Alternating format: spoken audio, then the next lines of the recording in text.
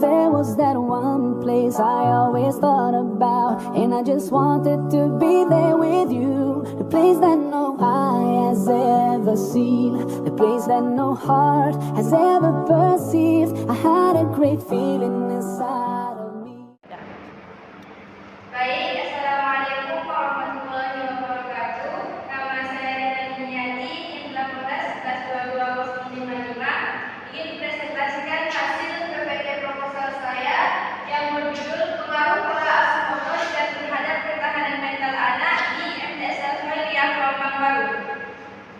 Yang pertama yaitu latar belakang. Latar belakang pada penelitian saya ini menunjukkan atau menjelaskan pentingnya ketahanan mental pada anak serta apa dampak pola asuh otoriter terhadap ketahanan mental anak di lingkungan MTS Al-Khairiyah Rembang Baru. Yang kedua yaitu identifikasi masalah. Fokus pada penelitian saya ini yaitu pola asuh otoriter terhadap ketahanan mental dan apa faktor-faktor yang mempengaruhi gaya pola asuh orang tua. Selanjutnya yaitu gap research. Gap research pada penelitian ini yaitu menyoroti kurangnya penelitian tentang dampak spesifik pola asuh otoriter pada ketahanan mental anak di sekolah. Selanjutnya yaitu novelty. Novelty pada penelitian saya ini yaitu menyajikan perspektif baru dalam hubungan antara pola asuh otoriter terhadap ketahanan mental anak dalam konteks sosial tertentu. Selanjutnya yaitu rumusan masalah. Rumusan masalah pada penelitian saya ini ada dua. Yang pertama yaitu mencari tahu bagaimana pengaruh pola asuh otoriter terhadap ketahanan mental anak di MTS Al-Khairiyah. Yang kedua yaitu apakah faktor-faktor yang dapat mempengaruhi pola asuh orang tua di MTS Al-Khairiyah Rembang Baru. Selanjutnya yaitu tujuan penelitian. Tujuan penelitian pada penelitian saya ini yaitu yang pertama untuk mengetahui bagaimana pengaruh pola asuh otoriter terhadap ketahanan mental anak. Yang kedua yaitu untuk mengetahui apakah faktor-faktor yang dapat mempengaruhi pola asuh orang tua di MTS Al-Khairiyah Rembang Baru. Selanjutnya manfaat penelitian yaitu memperkaya literatur tentang pola asuh otoriter dan meningkatkan pemahaman praktis untuk pendidik di MTS Al-Khairiyah Rembang Baru. Baik, selanjutnya yaitu bab 2 tinjauan pustaka. Dalam penelitian ini tinjauan pustaka memiliki subpoin. Yang pertama yaitu landasan teori. Dalam penelitian ini landasan teori yang ada di dalamnya mencakup 3